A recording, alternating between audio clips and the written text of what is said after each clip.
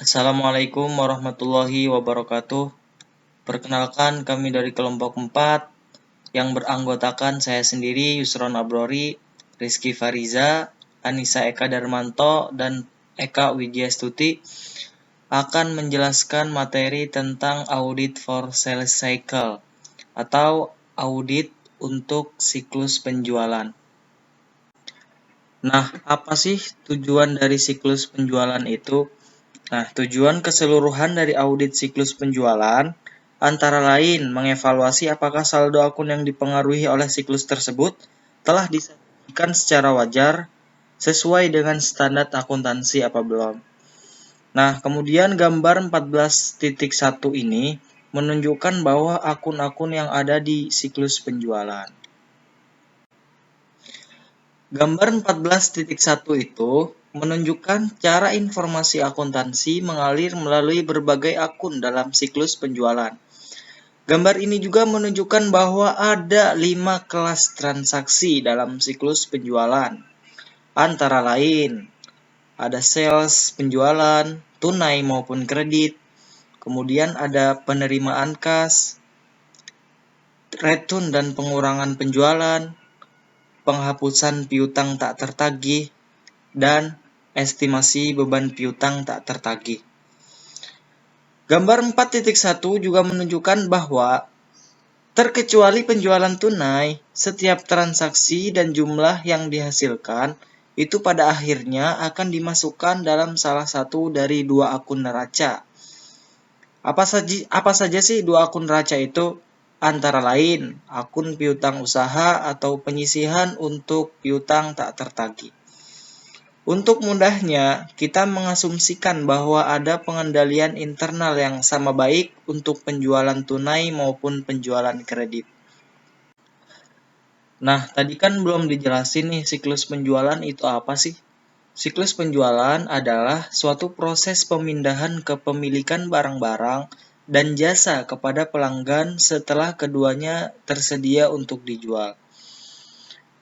Dan terdapat 8 fungsi bisnis siklus penjualan dan penagihan. Kolomnya akan ditampilkan di slide berikutnya.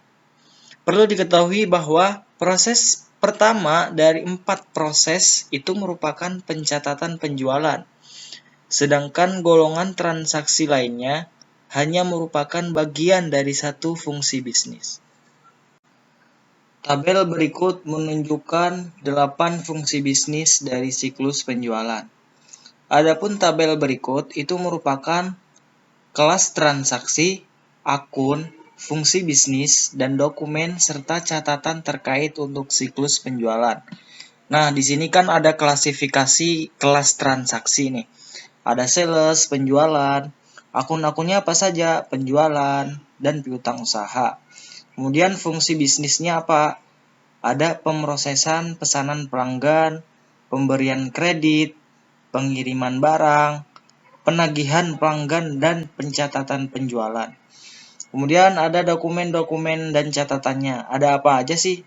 Ada pesanan pelanggan, pesanan penjualan, pesanan pelanggan atau pesanan penjualan, dokumen pengiriman, faktur penjualan, file transaksi penjualan, jurnal penjualan atau listing, file induk piutang usaha, neraca saldo piutang usaha, laporan bulanan, dan kelas transaksi yang lainnya kalian bisa lihat sendiri.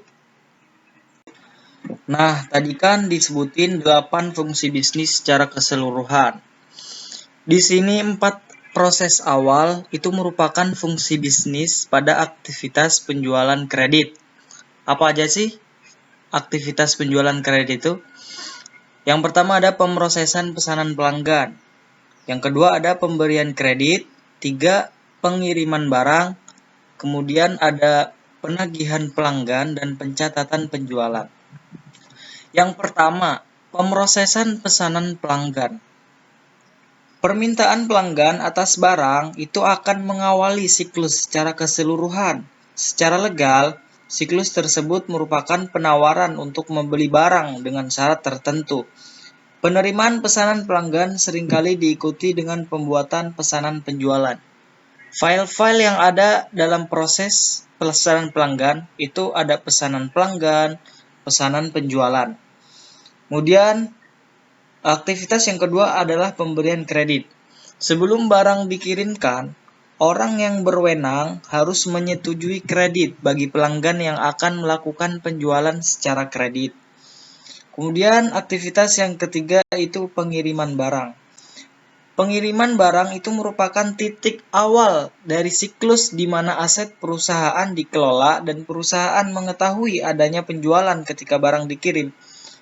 Dan file yang ada dalam pengiriman barang itu ada dokumen pengiriman, yaitu berisi tentang deskripsi barang yang dijual, kuantitas pengiriman barang itu ada berapa, dan data lain yang relevan, lembar asli yang dikirim kepada pelanggan dan salinannya itu disimpan. Aktivitas yang keempat yaitu penagihan pelanggan dan pencatatan penjualan. Maksudnya, pelanggan itu harus diberitahukan tentang jumlah yang harus dibayar untuk barang yang dibelinya, dan juga harus dibuat dengan benar dan tepat waktu. Adapun dokumen-dokumen yang ada dalam aktivitas ini antara lain ada faktur penjualan, file transaksi penjualan, jurnal penjualan atau listing, file induk piutang usaha, neraca saldo piutang usaha, dan yang terakhir ada laporan bulanan. Selanjutnya yang kelima ada processing and recording of cash receipt atau pemrosesan dan pencatatan penerimaan kas. Pemrosesan dan pencatatan penerimaan kas meliputi penerimaan, penyetoran, dan pencatatan kas yang mencakup uang tunai, cek, dan transfer dana elektronik. Semua penerimaan kas juga harus disetorkan atau didepositokan ke bank dengan jumlah yang benar secara tepat waktu dan dicatat dalam file transaksi penerimaan kas. Maka ada beberapa hal yang diperlukan. Yang pertama itu ada remittance advice, yang merupakan dokumen yang dikirimkan kepada pelanggan dan biasanya dikembalikan kepada penjual beserta pembayaran kas. Remittance advice menunjukkan nama pelanggan, nomor faktur penjualan, dan jumlah faktur. Remittance advice digunakan sebagai catatan kas yang diterima untuk memungkinkan kas tersebut dapat segera disetor dan untuk memperbaiki pengendalian atas aktiva. Yang kedua ada cash receipt pre-listing atau pre-listing penerimaan kas, yang merupakan daftar yang disusun ketika kas diterima oleh seseorang yang tidak memiliki tanggung jawab untuk mencatat penjualan, piutang usaha, atau kas yang tidak memiliki akses ke catatan akuntansi. Daftar ini digunakan untuk memverifikasi apakah kas yang diterima telah dicatat dan didepositokan pada jumlah yang benar serta atas dasar tepat waktu. Contohnya itu ada beberapa perusahaan menggunakan sistem lockbox di mana para pelanggan mengirimkan pembayaran langsung ke alamat yang ditentukan oleh bank. Pihak bank bertanggung jawab membuka semua penerimaan, membuat catatan atas semua pembayaran pelanggan yang diterima pada alamat lockbox, dan menyetorkan penerimaan itu ke rekening bank perusahaan atas dasar tepat waktu. Maka pada sistem lockbox, pihak bank memberikan informasi kepada perusahaan untuk membuat ayat jurnal penerimaan kas dalam catatan akuntansi. Yang ketiga ada cash receipt transaction file atau file transaksi penerimaan kas, yang merupakan file yang dihasilkan komputer yang mencantumkan semua transaksi penerimaan kas yang diproses oleh sistem akuntansi dalam suatu periode seperti 1 hari, 1 minggu, atau 1 bulan. File ini mencantumkan jenis informasi yang sama seperti file transaksi penjualan. Yang terakhir ada cash receipt journal or listing atau jurnal penerimaan kas atau listing, yang merupakan laporan yang berasal dari file transaksi penerimaan kas dan mencantumkan semua transaksi selama satu periode waktu. Transaksi yang sama termasuk semua informasi yang relevan juga akan dimasukkan ke dalam file induk piutang usaha dan buku besar. Selanjutnya yang keenam ada processing and recording of returns and sales reduction, yaitu pemrosesan dan pencatatan retur dan pengurangan penjualan. Hal tersebut bisa terjadi apabila seorang pelanggan merasa tidak puas dengan barang yang dibelinya, maka seringkali penjual menerima retur barang atau memberikan pengurangan harga. Perusahaan akan menyiapkan laporan penerimaan atas barang yang diretur dan mengembalikannya ke gudang. Maka ada beberapa hal yang diperlukan. Yang pertama itu ada kredit memos atau memo kredit, yang merupakan dokumen yang mengindikasi pengurangan jumlah dari pelanggan akibat retur barang atau pengurangan harga. Memo kredit seringkali mengambil bentuk umum yang sama seperti faktur penjualan, tetapi mendukung pengurangan piutang usaha dan bukan kenaikan. Lalu ada Sales Return and Allowance Journal, yaitu jurnal retur dan pengurangan penjualan. Merupakan jurnal yang digunakan untuk mencatat retur dan pengurangan penjualan. Jurnal ini memiliki fungsi yang sama seperti jurnal penjualan. Banyak perusahaan mencatat transaksi tersebut dalam jurnal penjualan dan bukan dalam jurnal yang terpisah. Selanjutnya, yang ketujuh, write-off of bad debts, yaitu penghapusan piutang usaha tak tertagih. Tanpa memandang kinerja departemen kredit, beberapa pelanggan belum membayar tagihannya. Setelah menyimpulkan bahwa suatu jumlah tertentu tidak dapat ditagih, perusahaan harus menghapusnya. Biasanya hal ini terjadi setelah pelanggan mengajukan kebangkrutan atau penagihan piutangnya diserahkan kepada agen penagihan. Akuntansi yang benar akan mensyaratkan penyesuaian untuk piutang tak tertagih tersebut. Formulir otorisasi piutang tak tertagih ini adalah dokumen yang digunakan dalam lingkungan internal untuk menunjukkan otoritas menghapus suatu piutang usaha sebagai tak tertagih. Yang ke-8 ada provision of bad debts atau penyediaan piutang tak tertagih.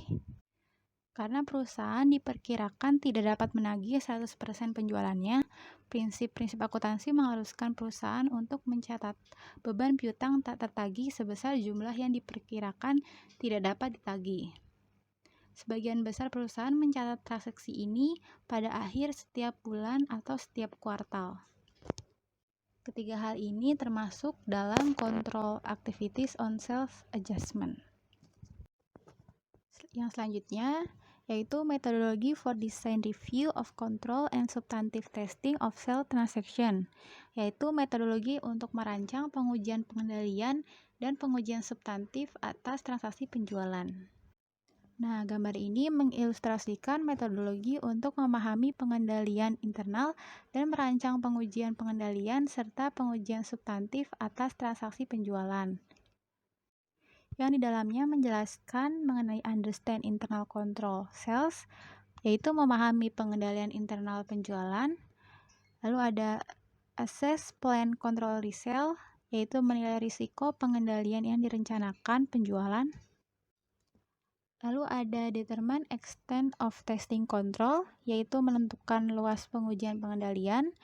Dan ada design test of control and substantive test of transaction to meet transaction related audit object, yaitu merancang pengujian pengendalian dan pengujian substantif atas transaksi penjualan agar memenuhi tujuan audit yang berkaitan dengan transaksi. Nah, dalam ini akan dijelaskan mengenai 4 hal, yaitu audit prosedur, yaitu prosedur audit, sample size atau ukuran sampel, lalu item to select, yaitu item-item yang dipilih, dan timing, yaitu penetapan waktu. Yang pertama ada understand internal control sales, yaitu memahami pengendalian internal penjualan. Adalah bagaimana cara auditor memahami pengendalian internal, yaitu dengan menggunakan salah satu pendekatan umum untuk penjualan. Auditor mempelajari bagian arus klien, menyiapkan kuesioner tentang pengendalian internal, dan melaksanakan pengujian penjualan walkthrough. Yang kedua ada assess plan control resales, yaitu menilai risiko pengendalian yang direncanakan penjualan. Adalah cara auditor menggunakan informasi yang diperoleh dalam memahami pengendalian internal untuk menilai risiko pengendalian. Terdapat 4 langkah yang penting dalam penilaian ini. Yang pertama, auditor memerlukan kerangka kerja untuk menilai risiko pengendalian. Yang kedua, auditor harus mengidentifikasi pengendalian internal, kunci dan kelemahannya bagi penjualan. Yang ketiga, setelah mengidentifikasi pengendalian dan kelemahannya, auditor lalu mengaitkannya dengan tujuannya.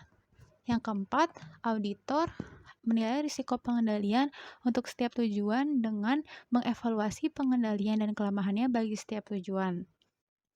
Langkah ini sangat penting karena mempengaruhi keputusan yang akan diambil auditor baik mengenai pengujian pengendalian maupun pengujian substantif. Menguji aktivitas pengendalian kunci untuk penjualan beserta kelemahan bagi penjualan. Pemisahan yang memadai dapat membantu mencegah berbagai jenis salah saji, baik akibat kesalahan maupun penipuan. Otorisasi yang tepat, auditor akan memeriksa otorisasi pada 3 titik kunci. Yang pertama, dokumen dan catatan yang memadai. Walaupun setiap perusahaan memiliki sistem penerimaan, pemrosesan, dan pencatatan transaksi yang unik, namun harus dirancang untuk pengendalian maksimum. Lalu, dokumen yang telah dipranomori untuk mencegah kegagalan dalam menagih atau mencatat penjualan dan terjadinya penagihan serta pencatatan duplikat. Lalu, laporan bulanan harus dikendalikan oleh orang yang tidak bertanggung jawab atas kas atau pencatatan penjualan atau piutang usaha untuk menghindari kegagalan. Dan prosedur verifikasi internal harus dilakukan pengecekan atas pemrosesan dan pencatatan transaksi penjualan telah memenuhi tujuan audit yang berkaitan dengan transaksi. Lalu, menentukan luas pengujian pengendalian.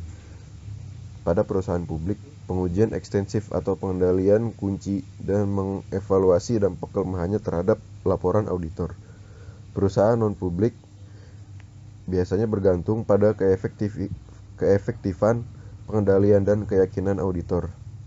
Lalu merancang pengujian pengendalian untuk penjualan. Untuk setiap pengendalian kunci satu atau lebih, pengujian pengendalian harus dirancang untuk memverifikasi keefektifannya. Lalu, merancang pengujian substantif atas transaksi penjualan. Dalam memutuskan pengujian substantif atas transaksi, auditor seringkali menggunakan beberapa prosedur bagi setiap audit tanpa memandang kelayakannya. Lalu berikutnya, sifat dari pengujian substantif atas transaksi. Penjualan yang terjadi tergantung pada sifat salah saji yang potensial sebagai berikut. Penjualan dicatat sementara penerimaan tidak pernah dilakukan. Lalu ada penjualan dicatat lebih dari satu kali. Pengiriman dilakukan kepada pelanggan fiktif. Transaksi penjualan yang ada telah dicatat. Lalu ada arah pengujian. Penjualan dicatat dengan akurat. Lalu transaksi penjualan dimasukkan dengan benar dalam file induk dan diikhtisarkan dengan benar. Penjualan yang dicatat diklasifikasikan dengan benar. Lalu yang terakhir, penjualan dicatat pada tanggal yang benar. Lalu ada ikhtisar metodologi penjualan. Auditor memutuskan pengujian pengendalian dan pengujian substantif atas transaksi penjualan setelah pengendalian serta defisiensi pengendalian diidentifikasi. Tujuan audit yang berkaitan dengan transaksi terlihat pada kolom 1.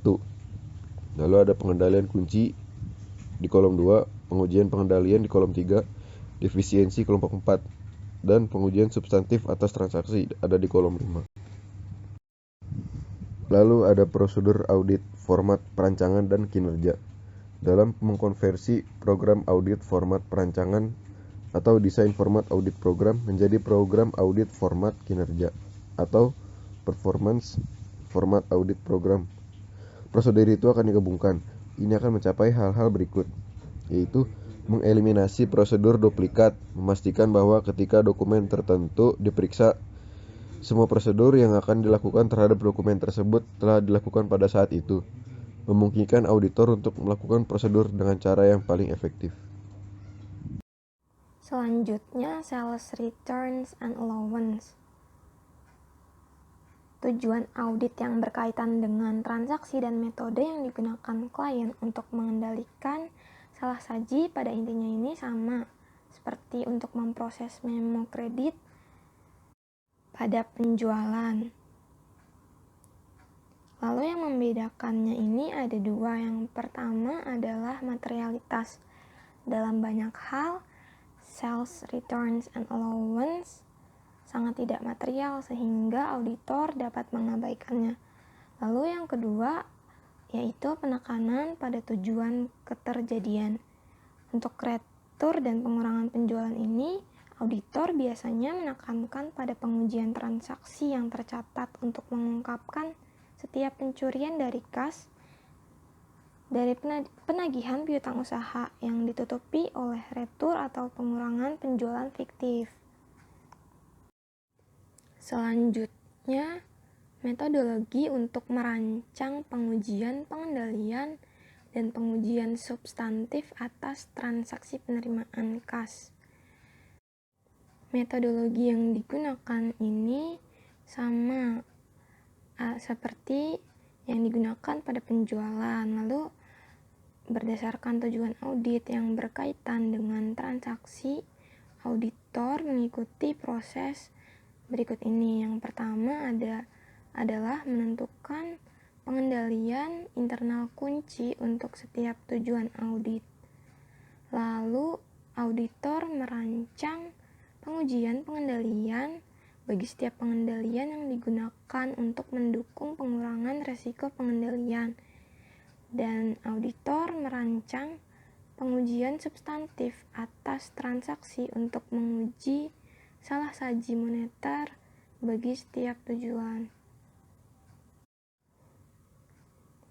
Bagian penting dari tanggung jawab auditor ketika mengaudit penerimaan kas adalah mengidentifikasi defisiensi pengendalian internal yang meningkatkan kemungkinan terjadinya kecurangan. Prosedur audit yang utama itu dirancang untuk menemukan kecurangan. Lalu langkah untuk menguji penerimaan kas itu yang pertama adalah menentukan apakah kas yang diterima telah dicatat. Jenis kecurangan kas yang paling sulit dideteksi oleh auditor ini adalah ketika hal tersebut terjadi sebelum kas dicatat di jurnal penerimaan kas atau listing kas lainnya, terutama jika penjualan dan penerimaan kas ini dicatat secara serentak atau simultan. Jadi pengujian yang dilakukan yaitu dengan menelusuri dari remittance advice atau pre-listing penerimaan kas yang telah dipranomori ke jurnal penerimaan kas dan buku pembantu piutang usaha. Tetapi pengujian ini hanya akan efektif jika pita register kas atau beberapa pre-listing lainnya disiapkan pada saat kas diterima. Yang kedua adalah dengan menyiapkan bukti penerimaan kas. Bukti penerimaan kas ini adalah prosedur audit yang bermanfaat untuk menguji apakah semua penerimaan kas telah dicatat dan disetorkan dalam akun atau rekening bank. Dalam pengujian ini, total penerimaan kas yang dicatat dalam jurnal penerimaan kas selama periode tertentu akan direkonsiliasi dengan deposito atau setoran aktual yang dilakukan ke bank selama periode yang sama. Yang ketiga yaitu pengujian untuk mengungkapkan lapping piutang usaha. Lapping piutang adalah penundaan ayat jurnal penagihan piutang usaha untuk menutupi kekurangan kas yang ada.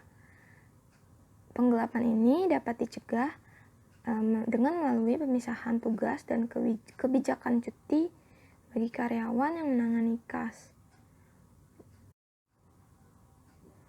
Penggelapan ini dapat dideteksi dengan membandingkan nama, jumlah, dan tanggal yang ditunjukkan pada remittance advice dengan ayat jurnal penerimaan kas dan salinan slip setoran terkait. Selanjutnya, pengujian audit untuk menghapus piutang tak tertagih. Kekhawatiran auditor dalam melakukan audit untuk penghapusan piutang tak tertagih ini adalah kemungkinan karyawan klien menutupi penggelapan dengan menghapus piutang yang sudah ditagih. Lalu pengendalian yang dilakukan untuk mencegah kecurangan ini yaitu dengan otorisasi yang tepat atas penghapusan piutang tak tertagih. ini harus diberikan oleh tingkat manajemen yang ditunjuk. Hanya setelah melakukan penyelidikan menyeluruh mengenai alasan pelanggan tidak mampu membayar. Selanjutnya, pengendalian internal tambahan atas saldo akun dan penyajian serta pengungkapan. Pengendalian internal berkaitan langsung dengan saldo akun dan penyajian serta pengungkapan yang mungkin terjadi. Untuk siklus penjualan dan penagihan, hal tersebut kemungkinan besar akan mempengaruhi tujuan yang terkait dengan saldo nilai yang dapat direalisasi, dan hak serta kewajiban dan tujuan penyajian serta pengungkapan. Nilai yang dapat direalisasi adalah tujuan audit yang terkait dengan saldo yang penting bagi piutang usaha, karena kolektabilitas piutang seringkali merupakan pos laporan keuangan yang penting. Auditor biasanya menetapkan resiko yang tinggi untuk tujuan nilai realisasi. Klien harus menetapkan beberapa pengendalian untuk mengurangi kemungkinan piutang tak tertagih. Pengendalian yang dilakukan yaitu dengan memberi persetujuan kredit oleh orang yang tepat. Lalu pengendalian yang lainnya adalah dengan menyusun neraca saldo umur piutang usaha periodik untuk direview dan ditindaklanjuti oleh personel manajemen yang tepat, dan kebijakan menghapus piutang tak tertagih apabila sudah tidak mungkin bagi untuk ditagih. Selanjutnya, pengaruh hasil pengujian, pengendalian, dan pengujian substantif atas transaksi. Hasil dari pengujian pengendalian dan pengujian substantif atas transaksi memiliki pengaruh yang signifikan terhadap audit. Bagian dari audit yang paling dipengaruhi yaitu adalah saldo piutang usaha, kas, beban piutang tak tertagih, dan penyisihan untuk piutang tak tertagih. Jika pengujian tersebut hasilnya tidak memuaskan, auditor harus melakukan pengujian substantif tambahan atas penjualan, retur dan pengurangan penjualan, penghapusan piutang tak tertagih, dan pemrosesan penerimaan kas. Pada tahap penyelesaian pengujian pengendalian dan pengujian substantif atas transaksi, auditor harus menganalisis setiap pengecualian baik dalam audit perusahaan publik maupun non-publik, untuk menentukan penyebab dan implikasi dari pengecualian itu terhadap penilaian risiko pengendalian yang mungkin mempengaruhi risiko deteksi yang didukung dari pengujian substantif terkait yang tersisa. Pengaruh yang paling signifikan yaitu adalah terhadap konfirmasi piutang usaha. Selanjutnya, audit working papers atau kertas kerja audit. Kertas kerja audit ini adalah semua catatan-catatan yang diselenggarakan oleh auditor mengenai prosedur audit yang ditempuhnya, pengujian yang dilakukannya, informasi yang diperolehnya, dan simpulan yang dibuat yang sehubungan dengan audit, baik yang berasal dari pihak klien, dari auditor, maupun dari pihak ketiga. Lalu, catatan-catatan yang berasal dari pihak klien diantaranya ada neraca saldo, rekonsiliasi bank, analisa umur piutang, rincian persediaan, rincian utang, rincian beban umum dan administrasi, rincian beban penjualan, dan surat pernyataan langganan. Lalu, analisa yang dibuat oleh auditor yaitu ada berita acara kas, off-name, pemahaman dan evaluasi internal control termasuk internal control questionnaires, analisa penarikan aktiva tetap, analisa mengenai allowance for bad debt, working balance sheet, working profit and loss, top schedule, supporting schedule, konsep laporan audit, dan manajemen letter. Lalu berkas yang diperoleh dari pihak ketiga ada jawaban konfirmasi dari piutang, utang, dari bank, dan dari penasihat hukum perusahaan.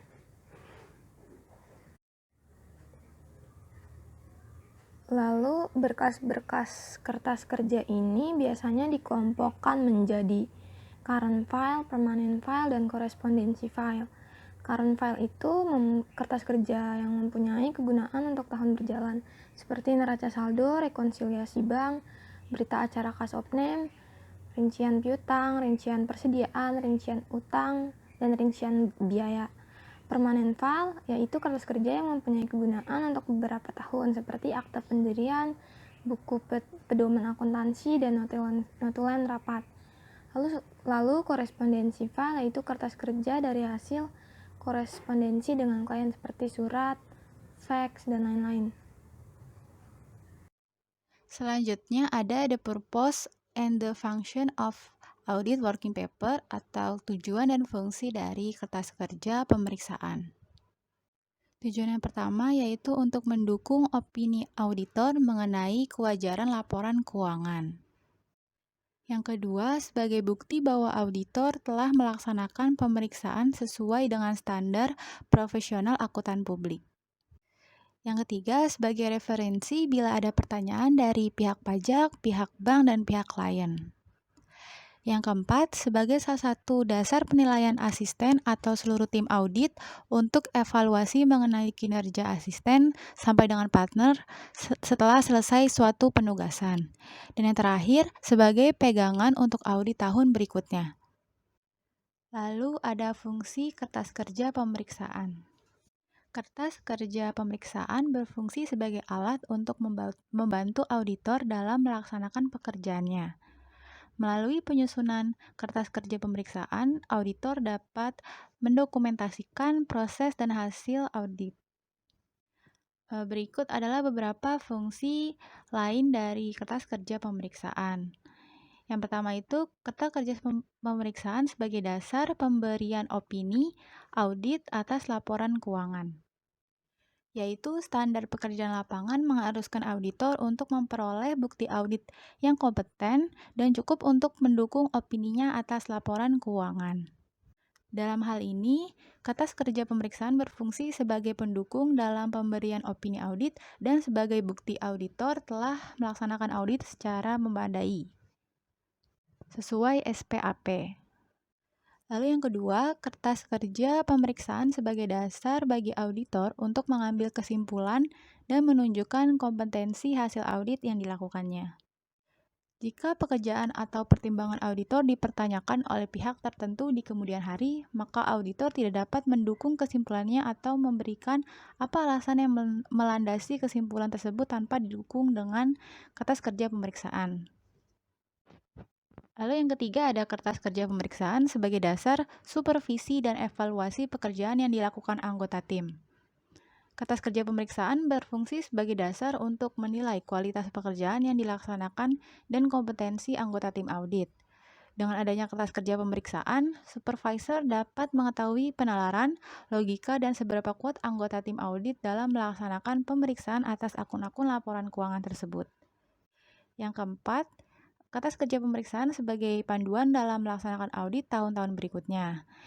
Artinya, auditor dapat menggunakan kertas kerja pemeriksaan sebagai acuan dalam melaksanakan penugasan berikutnya, seperti pemahaman bisnis klien, catatan dan kebijakan akuntansi klien, masalah-masalah audit tahun sebelumnya seperti saran perbaikan yang diberikan kepada klien, dan hal-hal lainnya yang harus diperhatikan auditor dalam menyiapkan program audit dan dalam merencanakan pelaksanaan prosedur audit untuk audit tahun berikutnya. Sekian dari kelompok kami. Kurang lebihnya mohon dimaafkan. Wassalamualaikum warahmatullahi wabarakatuh.